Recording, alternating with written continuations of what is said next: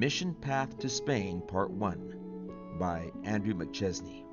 Luis fell ill shortly after he was baptized and enrolled as a theology student at Venezuelan Adventist University.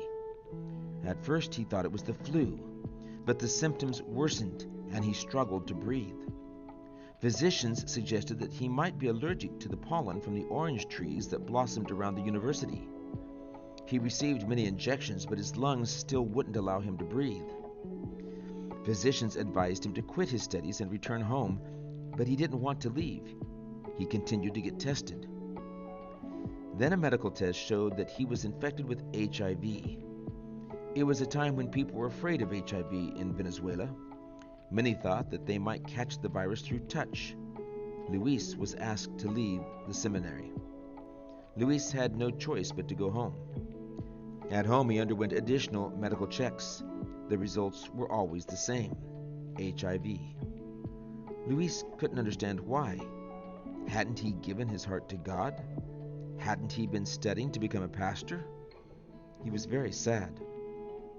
A church elder noticed his downcast countenance. "You should be joyful," the elder said. "If you aren't joyful, it's because you haven't met Jesus."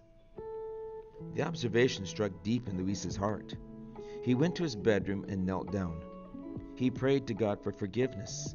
He acknowledged that he had not glorified God with his body in his former life and was at fault for contracting HIV. "I don't want you to heal me," he prayed. "I just want to preach for the rest of the days that you grant me." At that moment, something unusual happened. Luis felt as if his heart started burning and the heat spread over his whole body. He blacked out. When Luis got tested once again, the results came back negative.